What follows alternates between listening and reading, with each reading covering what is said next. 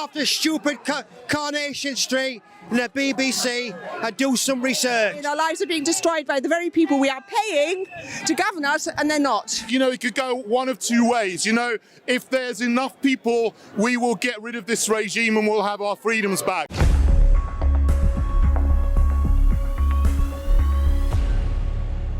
Warning, censorship. Warning, censorship. All the way from jolly old England, UK reporter for Rebel News, Lewis Brackpool, was forced to deal with my constant accents and British references. We talked about Build Back Better and Boris Johnson being really weird with his videos, Build Back Butter and stuff. And this group called Insulate Britain, who glued their faces to the highway. Why, you ask? Well, to protest for free home insulation, of course. Why wouldn't you? We also touched on green energy corruption and that crazy New Zealand Prime Minister, of course. I referenced Downton Abbey a couple times, a show you can watch if you get Atlas VPN, actually, who sponsors this video. Atlas VPN is a tool that encrypts your data and virtual location.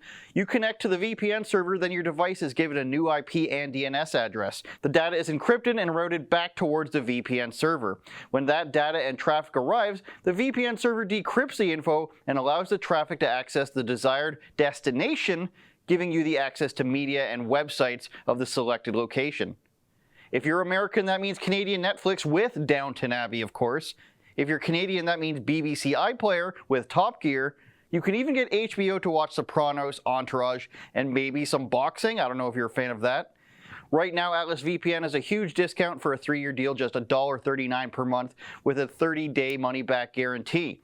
$1.39, you probably spend more than that on a single drop of gas under Joe Biden and Justin Trudeau. And let's not forget our friends at Elevate.Farm. Elevate Farms is a technology and IP-based indoor farm that produces traditional farm-grown equivalent products at wholesale market price with a global footprint. Go to Elevate.Farm for more information or follow the links in the description right now. If you want to see the full version of this show without ads, you can do so at rebelnews.com. Enjoy this very English episode with Lewis Brackpool. He probably hates me now. Lewis Brackpool is the Rebel News UK reporter. You can find him at protests, power plants, wherever you may see him on the London streets, and he's usually wearing a suit while he does it. Lewis, thanks for joining me. How are you? Yeah, I'm very well, man. Thank you very much for having me on.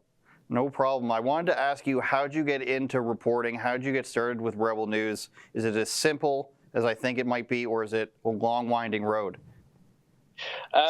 I thought it was going to be a long, winding road, if I'm totally honest, but it wasn't. I've built myself up on YouTube for about a year. I had a unfortunate job cancellation and redundancy from my previous job, which led me to be free in freedom of speech and everything, because I couldn't speak my mind as a conservative. You almost have to come out as a conservative, right? And so I started my journey as a YouTuber for a year, speaking about subjects and exploring subjects that you wouldn't usually talk about normally over the dinner table. And I followed Rebel News for years, since the days of many other contributors to Rebel in the UK and obviously over in Canada, and Avi Yemeni as well, still going strong. So I applied as a reporter. I thought I'd shoot my shit, as they will. Oh, that's the end of the sentence. Okay.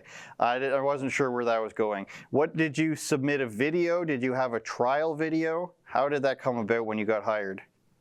Yeah, I was covering my first ever anti-lockdown protest, and I was asked to submit a video in the style of Rebel News, and it was literally me going around asking if you date someone who's vaccinated was my submission. And now here we are. I'm annoying you every single day by DM. At what point did you get involved in politics? Were you always political? Obviously, it's not always, the most polite thing to do in English culture is to talk politics at dinner, as you would say. But did you get involved in politics at a younger age? At what point did you say, I have to start saying things or else I'm going to go mad here? So believe it or not, I was a communist back in the days of being at school and high school. Believe it or not. I believed all that nonsense, and Yeah, I studied politics. I unfortunately failed it, and I think there's a reason for that, for being communist. And when Brexit happened, that's when politics really started to take my attention. And yeah, the Brexit deal really did divide the nation. And I noticed my first ever confrontation with other peers when Brexit would come about as the subject, just retaining that sovereignty, not going through Belgium or Brussels to pass laws through. And it really woke me up. And then Trump happened, and that really got things going. And I realized that actually I have more in common with the right and conservatism than I originally thought. So very interesting stuff. Obviously, Trump was for the presidency. I always sort of thought that Brexit was sort of an odd thing for everything to be made a stand on. I mean, when they were joining the European Union, I don't know for sure, but I doubt there is this huge division of people down the middle of politics. And from what I remember as a kid, as a teenager, the selling point for the European Union is, well, you get to travel across international borders without having to go through customs and everything. And that was always the big thing, that young people wanted this. That's what they sold them all. I always thought it was a little bit weird that would turn out to be the thing that broke the camel's back, so to speak, in terms of politics and separate everybody. I guess it had to be something around that time period. But why do you think that this became such a divisive topic amongst people in the UK? That's such a good question. I don't know. Maybe the media had a part of it. Maybe it was the politicians. I mean, all it does is line the pockets with them being in the EU. That was their main concern. And people like Nigel Farage and the United Kingdom Independence Party, who really, really was pushing for independence, really showed that other side. It showed that the EU were just this tyrannical, bureaucratic board of people just ordering other countries about. And I think they wanted to even start their own army at one point. And when you dig to the real deeper intention of the EU and the EU Commission, you do find some really dark things. And yeah, I didn't like that. Mostly what sold it for me was the fact that we couldn't have entire sovereignty of our own nation. And we had to pass almost like a law check through the EU body. And it just didn't make sense to me. Why are we going through the EU to even pass our own laws in our own country? It didn't make sense. So for me, it was a no-brainer. I can't explain the divisiveness. I think people just latch on to anything they read online most of the time, don't they? We'll blame you instead then. When Boris Johnson got elected, it was a bit of a landslide from what I recall. Did you think everything was starting to finally turn around in a better direction? Forget left or right, but just a more sane direction, because obviously the UK has always been a little bit more, rainbow police squads and sending Twitter messages out that were coming to stop you for your Facebook posts. Australia's far surpassed you guys at this point, but when Boris got elected in such a strong majority, did you sort of think things were going to go in a different direction? Yeah, I did. I voted for Boris as well. Do I regret that vote? It's hard to say, but when I did vote for Boris, I did have a lot of confidence. His strong message was he was going to get Brexit done and turn things around and make this country a better place. And we was hoping he would do something in terms of us free speech laws that has been going about since the Tony Blair days. So we were hoping with this majority, he might be able to jump in and sort out our laws with that. But nothing has ever been done. In fact, they're making it even worse. They've cracked down on protests. They're cracking down now on the online hate speech bill or something like that, where they want to go after people with anonymity on sites such as Twitter. And they're really taking into account mean tweets more than actual policing. So, yeah, unfortunately, I thought it was going to be greener, but turns out it was the Green Party that I did vote for. Yeah, and speaking of the protests, you mentioned on a live stream we did about what I think is the saddest / funniest protest cause. It's so British and so English. I just want to show some of the video, and then I want you to describe it to the audience. Okay, so we have somebody gluing their hand to the pavement. We have another person gluing their face to the pavement. Tell the audience what this is in protest of, please. This is in protest of the insulation of houses in Britain. Government installation of insulation, which is mental. It's mental. It doesn't make sense. And on top of that, I think they're worried about the ice caps melting in the Arctic, so they're gluing their faces to the M25. Totally related. What's the reason they're demanding this? Is there, first of all, why is there no insulation in England? Are houses just so old that there's no insulation? Because that seems like a normal thing. But also, what are their demands? I think their demands is to tackle the climate. They believe that not enough is being done to tackle climate change. They believe that we need to invest more in greener solutions, which they're not sustainable, in my honest opinion. I don't think. When the government already are, I think, putting their budget into, I think, a £1 million spending in insulation for homes in Britain anyway. So I'm not quite sure what exactly they're protesting about anyway, because they're on the establishment side, from what we can see. Boris is really pushing for green policies ever since his missus got into power with him. So it's quite an interesting thing to see. Being honest, I don't quite know what they're protesting about anymore. I'm looking forward to re-shingle England, something like that. Drivewaypavingfirst.com. Is this sort of a sign that there's not much left to protest about? I mean, this past year and a half has been, I think, and I hate to say terms of far left or far right, but somebody who's a bit of an authoritarian leftist, I think it's been a bit of their dream. They get to tell people what to do. They get to yell in their face. They get to kick people out of places on their whim. What sort of things are left here to protest about if we're going for insulation at this point, I wonder?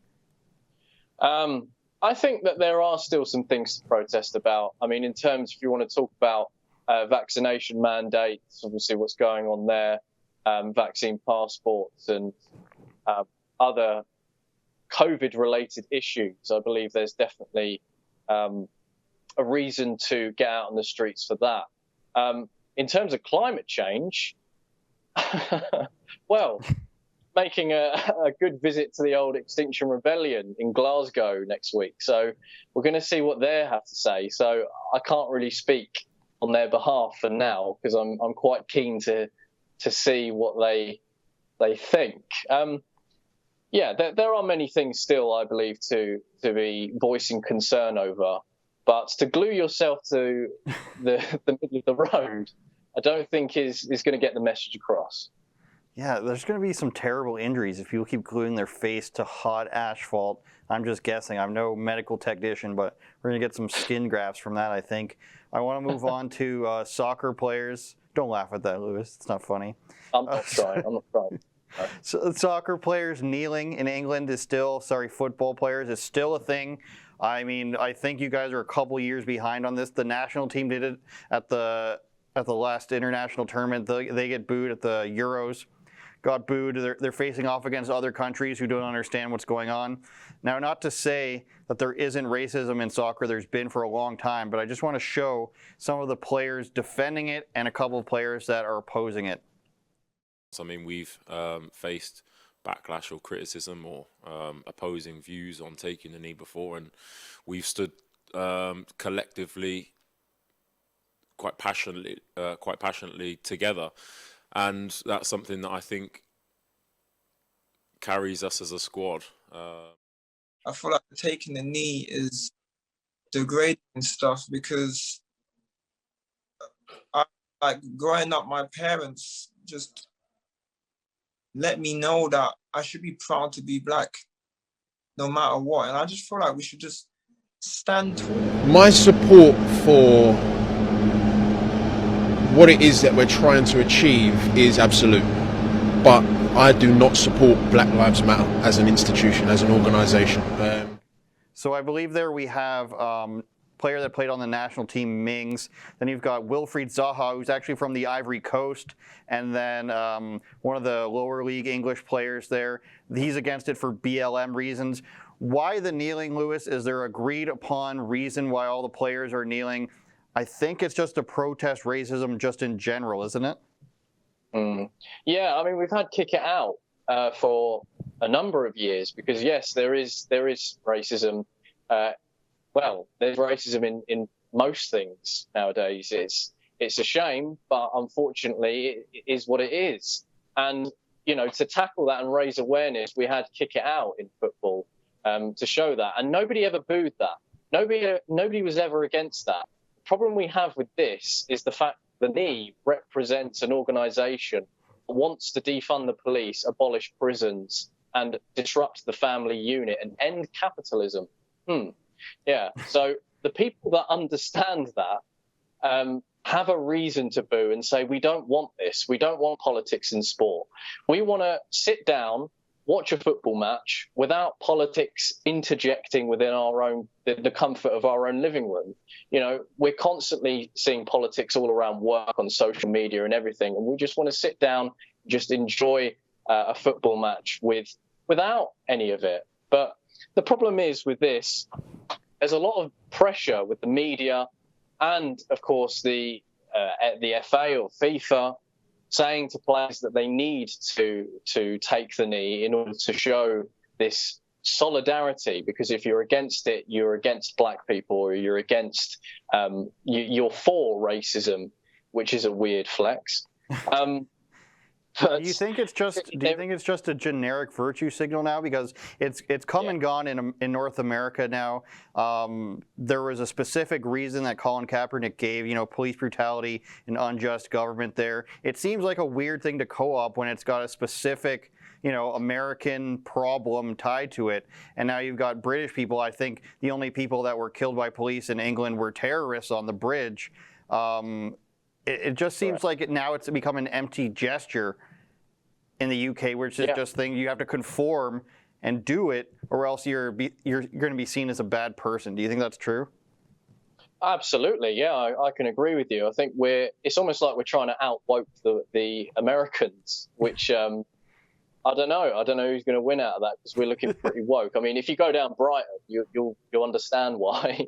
But in terms of that, it's just pressure. I think it's just media pressure. And I'm not going to sit here and say, oh, Harry Kane's kneeling, so therefore he's a Marxist. That's mental. That's just mental. So there is that you've got to look into it a little bit more. They're obviously having some pressure. They're not, of course, going to boycott Qatar for all the modern day slavers who have died creating the stadium for them to play in. They're not going to be talking about that. And I think sports commentators have outright refused to even speak about it. So it does show hypocrisy there. So it's a type of narrative that the managers, the FA, FIFA, whoever, are really trying to push towards, because it's a money-making scheme as well. It generates money. For sure, and I don't think anybody would argue that the message has been, lost or anything like that in America. They've moved on to, like, the NBA, for example, painted Black Lives Matter on their courts, wore it on their jerseys, on their shoes, and they're not even kneeling anymore. So it seems like it's just like a thing, like, you do this or else we're going to say you're a bad person. I want to move back to Boris Johnson. Have you been seeing these really weird Build Back Better videos of his? The fish and chips video. I can't think of all of them off the top of my head. There's been so many. That one sticks out in my mind. What about this whole narrative is conservative? How are they explaining, like, he's come out and said, like, we need a more feminine future. Really weird things. How do you explain this to somebody who's not, familiar with maybe his weirdness? It's very difficult to explain because it's so. Yes, I have seen the build back batter, build back butter, build back whatever. He's been going on about, really pushing that strange dystopian message out. Yeah. So is there a butter video, or is that the same one? Where he's scraping butter on toast, saying "build back butter." It's very cringe. I felt a little bit sick. I might have to stop, actually, because I feel a bit ill. No, I think, how do I explain that to someone? Well, Conservative Party over in the UK are not conservative anymore. They're actually more liberal.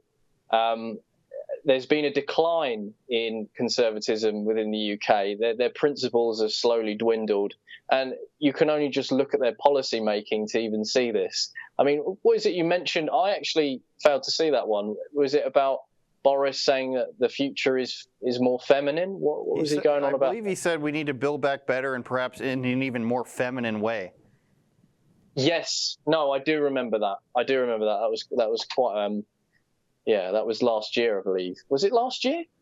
It couldn't have been too far, like a few months ago. I do remember that. Up to date on all of his memes. Sorry, I've got the memory like Joe Biden, mate, so apologies.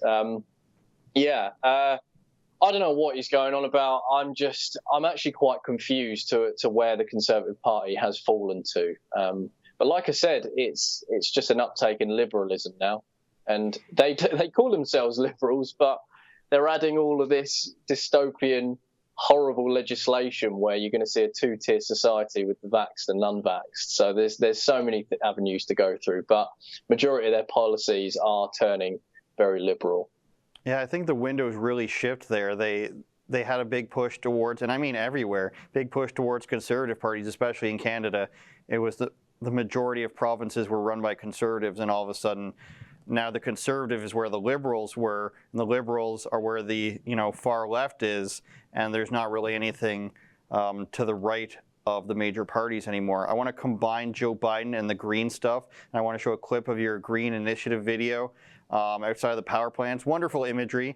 You'll be hired by the power plant soon, I'm sure, after we show this clip. Is that there would be less harmful emissions being pushed into the atmosphere. So traditionally, coal would be extracted from the ground and burnt here to produce energy. So now with the push for green and cleaner alternatives, the power station has come up with the idea of burning green biomass. This green alternative has come at a price for the taxpayers. Drax Power Station has received hundreds of millions in government subsidies. We constantly hear from politicians about carbon targets, climate change, and of course we need to do better, and all this climate alarmism from activists and Greta Thunberg. But in the reality of it, in the UK, the government is forcing many into a fuel poverty, whilst over in China, their way out of an energy crisis is to produce more coal power stations. It's quite obvious to see that China does not have the same eco-fanaticism that we do here in the West. Now, in the UK, fuel and energy prices are starting to spike, so the public are going to be asking, at what cost does the green revolution come? Okay, a lot of people don't realize the footprint, I think, that these programs tend to have. Some of them that I wrote down are like paper straws, boxed water, even like electric car batteries.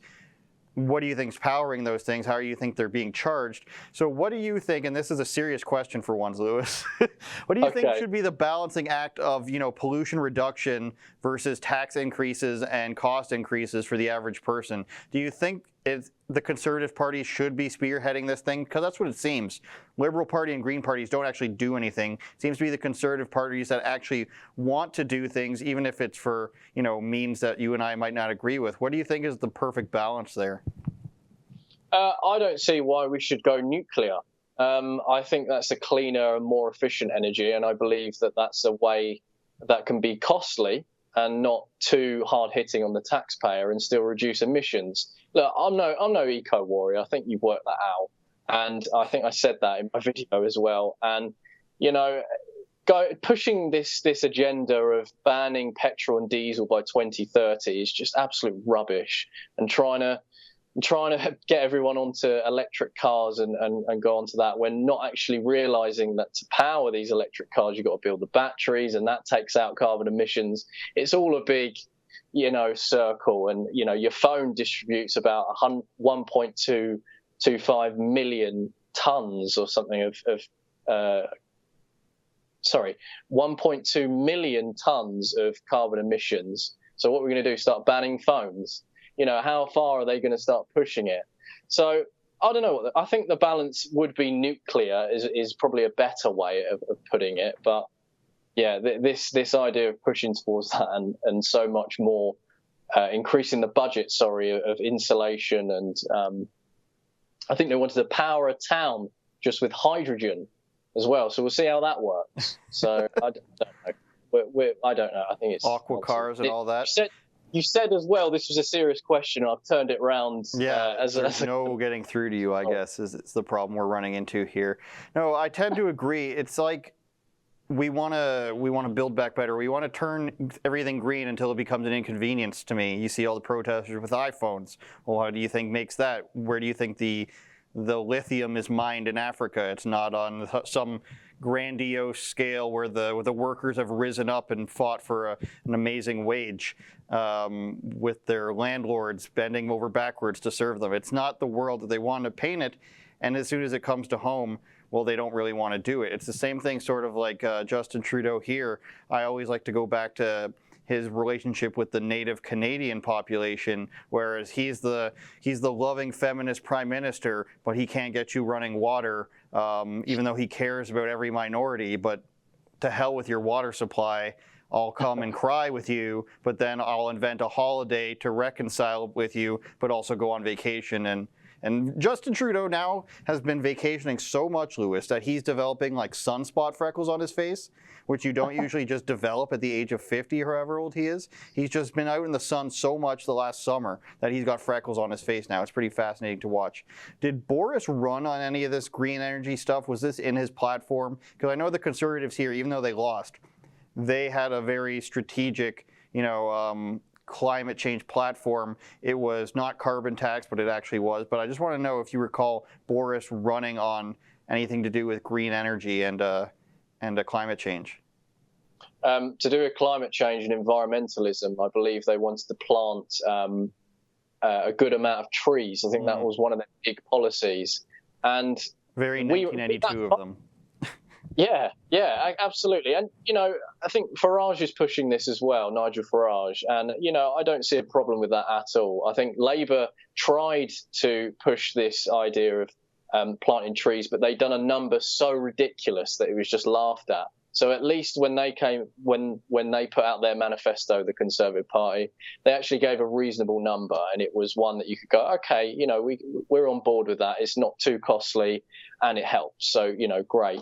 I think it's until Carrie came in, his missus, has really started to warp the party and start to push out all this mental radical green policies. So I think that's where we're starting to see the shift, and we're all a bit when she came into the cabinet, we did start to see the shift, and we were all a bit concerned on where this is going, and it's just proof that it was going the bad way. Why do you think there's such a demand for lack of a better term, like the platitude policies? Do you think that they think this is the only way that they can win? I'm talking about conservative parties across the world. They seem to always want to inject the stuff that, being a grassroots supporter, you may not think that has anywhere or anything to do with what you think that they believe in. Do you think they're sort of forced to inject this to try to an attempt to steal votes from the other side or please the Twitter crowd? Where do you think this comes from? Well, the dominant narrative now is climate change. Well, it will be after COVID. And they've already made plans to, of course, push this idea out. The media are on board. The corporations are on board with it. So it's only fitting that the politicians are on board with it too.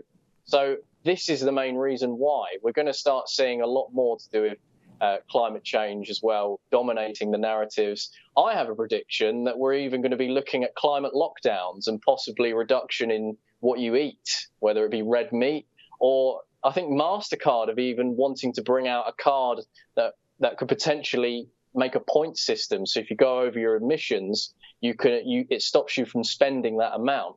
So they're all tied in with each other, I believe. So we are going to see this big narrative being spewed out by the media, by the politicians, by the Conservative Party as well, who have the majority here in the UK and around the world as well, other Conservative parties too. So I think that's what we're going to be seeing. It sounds like you've been reading yourself some Klaus Schwab, some Build Back Better stuff. I love Klaus Schwab. Writer Dave in the back is really pushing the Klaus Schwab book. He says he reads it in a German accent. But that's MasterCard's one of the people that were involved in that the Build Back Better plan. with a bunch of the world leaders and a bunch of the other large multinational corporations. So I predict pretty much the similar thing. You know, every 3 months they say, maybe we should eat the bugs now. Is it time to start eating the bugs? You guys considered cricket protein?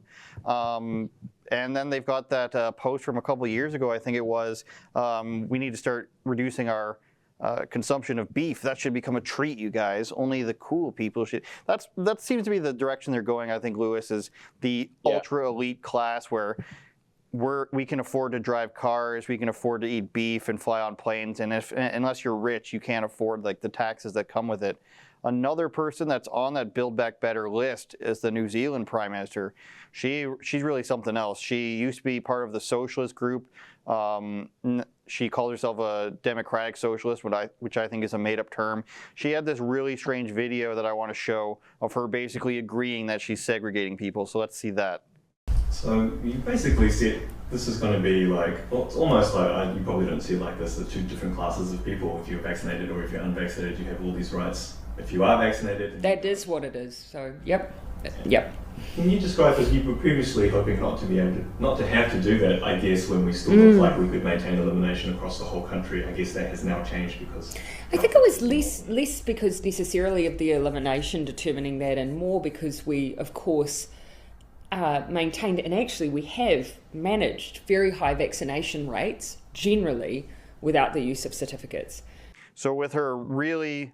She just looks so Australian Kiwi, like she just looks like like a caricature of it, and it's really weird as we see her being asked if this is creating, you know, segregation, a two-tier society. She's like, yes, that's exactly what it is. My question to you is, have they become so confident in their platform and their support that they basically see nothing wrong with segregation of their society? They are laughing at us, mate. They're laughing at me and you and the ordinary working man and woman. They are literally, they're flaunting it now. It's not a matter of conspiracy anymore. We all thought that it could possibly make a two-tier system.